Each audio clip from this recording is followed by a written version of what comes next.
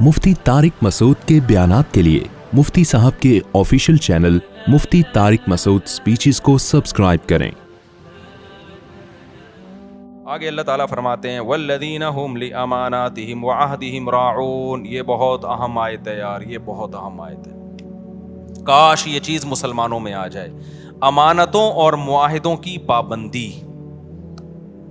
Agreement की बोलो पाबंदी। अमानत का मतलब कोई भी ओहदा आपको दिया गया है, आप पे एतमाद करके आप उसको जिम्मेदारी से पूरा करें। आपने जब किसी से कोई एग्रीमेंट कर लिया, स्टेट एजेंट कितने 2 नंबर होते हैं सिवाय उनके जो मेरा बयान सुन रहे। कल मेरे पास केस आया, जुम्मे को, चंद दिन पहले जुम्मे को केस आया, कितने एडवांस में दे दिया, सौदा बुक हो गया। अब कस्टमर को, वैसे तो स्टेट एजेंट उल्लू बना रहे होते हैं, कस्टमर भी बना रहे होते हैं। अब क्या है कि जी दूसरा ज्यादा अच्छा मिल गया तो इधर से जबान चेंज करके उससे मामला करना शुरू कर दिया। बहुत 2 नंबरियां हो रही हैं पैसों के मामले में। मुसलमान सीधा नहीं है। स्टेट एजेंट क्या करता है, आपसे पैसे लिए, कोई अच्छा प्लॉट मिलेगा आपको दूंगा, अच्छा मिले ना तो नियत चेंज, अबे इसको क्यों दूं, खुद ना रख लूं मैं। हालांकि मुआहिदा किससे हुआ था, आपसे मुआहिदा हुआ था। 2 नंबरियां, इधर से घसीटो उधर से घसीटो। आपने जब मालिक मकान से घर लिया किराए पर, आपने मुआहिदा ये किया था 1 से लेके 5 तारीख तक में किराया, आमतौर पे 5 तक दे दिया जाता है। आप नहीं दे रहे 5 तारीख को किराया, उसका फोन आ रहा है, भाई किराया क्यों नहीं दिया। आप चलो अब दे देता हूं मैं। मुआहिदा तो तोड़ दिया ना आपने, मुआहिदा 5 का हुआ था, अब वो कॉल करके क्यों बता रहा है आपको। नहीं आई बात। जो काम आपका था वो क्यों, बैतुल खला जब जाना होता है दूसरा बता रहा होता है, सर आप 24 घंटे हो गए अभी तक वॉशरूम नहीं गए, काइंडली अब आप चले जाएं। आपकी जरूरत है ना वॉशरूम, जब आपको तकाजा होता है आप किसी से मशवरा लेते हो या डॉक्टर कहेगा फौरन जाते हो।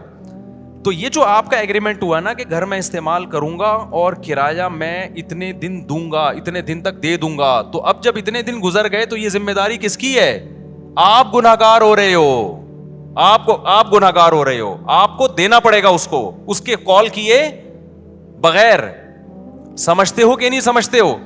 आप किसी स्कूल में टीचर हो, आपका एग्रीमेंट हुआ था कि आप बच्चों को पढ़ाओगे और तनख्वाह लोगे, आप पढ़ा रहे नहीं हो, तनख्वाह पूरी ले रहे हो। ये मुआहिदे की खिलाफ वर्जी है या नहीं है। किसी सियासतदान ने वोट लिए इस बेस पे कि मैं ये करूंगा मैं ये करूंगा, वोट लेके जीत गया, अब ना ये कर रहा है ना वो कर रहा है। पूरी कौम इसमें मुब्तला है, कोई भी मुस्तस्ना नहीं है।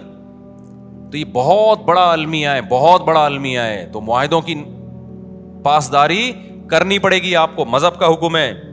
वल्लज़ीना हुम अला सलावातिहिम युहाफ़िज़ून, और वो लोग अपनी नमाजों की हिफाजत करते हैं। नमाज को अल्लाह ने 2 दफा जिक्र किया। पहले कहा खुशू खुजू से पढ़ते हैं, अब कहा क्या करते हैं, हिफाजत। हिफाजत का मतलब पता है क्या है, टाइम पे पढ़ना। क्योंकि टाइम गुजार दिया तो जाया कर दिया आपने, टाइम गुजार दिया तो क्या कर दिया, जाया कर दिया। इन्हीं आयतों की वजह से इमाम अबू हनीफा सफर में 2 नमाजें इकट्ठी पढ़ने के कायल नहीं है, क्योंकि कुरान कह रहा है कि अपनी नमाजों की हिफाजत। हिफाजत का मतलब क्या है। एक साहब ने कहा कि कुरान ने कहा हिफाजत करते हैं, कुरान ने कहा हर नमाज का एक वक्त मुकर्रर है। कुरान में है ना, इन्ना सलात कानत अलल मुमिनीन किताबम मौकूता, और ये सफ़र के बारे में नाजिल हुई है कि हर नमाज का एक टाइम मुतय्यन है। उन्होंने कहा जब कुरान में आता है हर नमाज का एक टाइम मुतय्यन है, तो हमें हदीस से पता चलता है कि सफ़र में 2 नमाजों का एक ही टाइम है। हालांकि ऐसा है नहीं। हदीस जिब्रील से पता चलता है कि हर नमाज का टाइम क्या है, हर नमाज का एक मुतय्यन टाइम है। हदीस जिब्रील से पता चलता है ज़ोहर यहाँ तक, असर यहाँ तक, असर से मगरिब का टाइम, फिर मगरिब से इशा। हदीस जिब्रील मशहूर हदीस है, उससे पता चलता है। और जो सफ़र में आता है ना, हदीस में 2 नमाजें इकट्ठी पड़ी हैं। अक्सर लोग हम पे तंज करते हैं कि जब नबी ने फरमाया 2 नमाजें इकट्ठी पड़ी हैं तो आप क्यों नहीं पढ़ते। भाई बुखारी मुस्लिम की हदीस है कि नबी ने बगैर सफ़र के भी 2 नमाजें इकट्ठी पड़ी हैं, तो जो उसका मतलब है वो इसका भी वही मतलब है, इन हदीसों का भी। और उसका मतलब क्या है, अल्लामा शौकानी जो है गैर मुक़ल्लिद आलिम थे, उन्होंने लिखा है कि इसका मतलब है 2 नमाजें इकट्ठी ऐसे पढ़ी है कि हर नमाज अपने वक्त पे पढ़ी है। एक को मुअख्खर किया ज़ोहर को, और जब ज़ोहर का वक्त ख़त्म हुआ तो फ़ौरन असर पढ़ ली, यानी असर अपने वक्त पे पढ़ी, ज़ोहर अपने वक्त पे पढ़ी। तो जो मतलब उस हदीस का है ना जिसमें आता है نبی نے بغیر کسی عذر بارش کے 2 نمازیں اکٹھی پڑھی ہیں. ہم کہتے ہیں یہی سفر کا بھی یہی مطلب ہے. اس سے تمام قرآن اور تمام احادیث میں کیا ہو جاتا ہے؟ تطبیق ہو جاتی ہے آرام سے, سوائے حج کے. حج تو خلاف قیاس ہے. تو یہ جو آج کل اتنا زیادہ رواج ہو گیا ہے نبی کے, بھائی جاؤ, جب بھی لوگ جاتے ہیں سفر میں, بعض تو گھر میں ہی پڑھ لیتے ہیں اکٹھی. تو کوئی کسی فقہ کو فالو کر رہا ہے, ہمیں اس پہ اعتراض نہیں ہے, لیکن آپ یہ کہنا کہ ہمیں قرآن و حدیث کا پتہ ہے اور احناف کو قرآن و حدیث کا نہیں پتا, یہ آپ کبھی بیٹھو تو ہم بتائیں کہ اللہ کا شکر ہے ہمیں جتنا پتا ہے شاید آپ سے زیادہ ہی پتا ہو, آپ سے کم پتا نہیں ہے. تو یہ آخری بات, یہ چونکہ موضوع چل گیا ہے تو بس 1 منٹ میں اس بحث کو سمیٹتا ہوں. دیکھو قرآن مجید متواتر ہے, اس کا ایک ایک لفظ من جانب اللہ ہے, اس میں ایک حرف میں بھی تحریف نہیں ہوئی ہے. قرآن جگہ جگہ کہتا ہے ایمان والے اپنی نمازوں کی حفاظت کرتے ہیں, جگہ جگہ کہتا ہے, بار بار کہتا ہے. اور حدیث جبریل سے پتہ چلتا ہے کہ ہر نماز کا ایک ٹائم متعین ہے, اس میں سفر اور حضر میں نبی نے کوئی فرق نہیں بیان کیا. تو ہم یہ کہتے ہیں کہ جو متواتر ہے نا, اس کے خلاف جب کوئی اتنی مضبوط دلیل ہوگی جو اسی جیسی ہوگی تو پھر تو مانی جائے گی, نہیں ہوگی تو اس میں تعویل کی جائے گی. تو قرآن کے مقابلے میں جو احادیث ہیں جن میں آتا ہے کہ 2 نمازیں اکٹھی پڑھی جائیں, ان کے بارے میں خوب سمجھ لو. یا تو وہ واضح نہیں ہے کہ اکٹھی کا مطلب کیا ہے, قضا کر کے پڑھی ہے یا قضا کیے بغیر پڑھی ہے, وہ واضح نہیں ہے. بلکہ صحیح حدیث سے پتہ چلتا ہے کہ اس طرح پڑھی ہے کہ ظہر کو عصر کے قریب اور عصر کو مقدم, یہ صحیح حدیث سے ہی پتہ چلتا ہے. میں انشاءاللہ اس پہ پورے حوالوں کے ساتھ ایک کلپ ریکارڈ کرواؤں گا, ابھی تو میں اس بیان کے لیے بیٹھا نہیں ہوں یہاں پہ.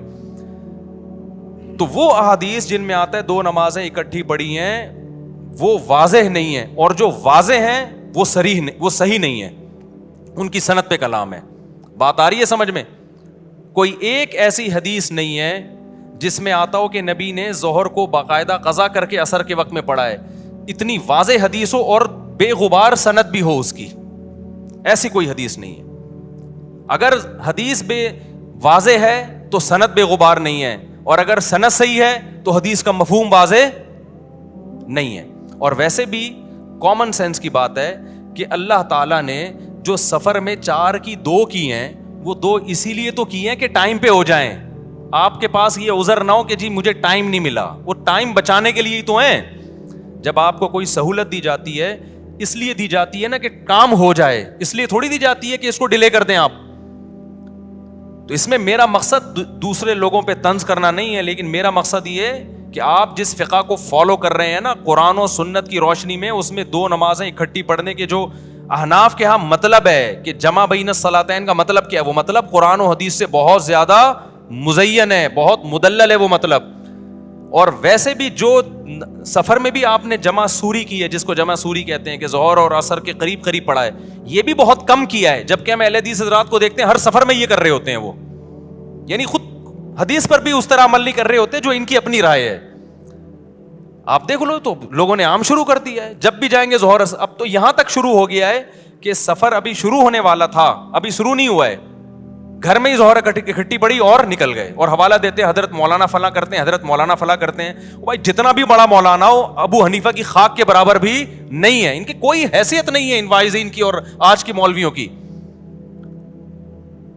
تو ہم ابو حنیفہ کی بات کو قرآن و حدیث پہ ہرگز ترجیح نہیں دے رہے, ہم ابو حنیفہ کی فہم کو آج کے اسکالرز کی فہم پہ ترجیح دے رہے ہیں. سمجھتے ہو کہ نہیں سمجھتے ہو؟ چلو آگے.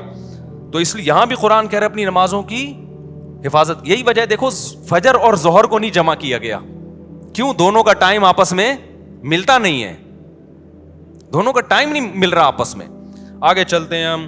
اولئک هم الوارثون, جو اپنی نمازوں کی حفاظت کرتے ہیں. اللہ فرماتے ہیں یہی لوگ وارث ہیں. کس چیز کے وارث ہیں؟ کیا ملے گا, کیا انعام ملے گا؟ بھائی اللہ کتنے پیسے دے گا ان لوگوں کو جو معاہدوں کی پابندی کرتے ہیں, ان لوگوں کو جو فضولیات سے بچتے ہیں, ان لوگوں کو جو اپنی شرمگاہوں کی حفاظت کرتے ہیں, ان لوگوں کو جو اپنی امانتوں اور معاہدوں کی پابندی کرتے ہیں.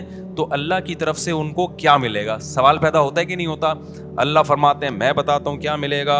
الذین یرثون الفردوس, یہ وہ لوگ ہیں جو جنت الفردوس کے وارث بنیں گے. کہاں جائیں گے؟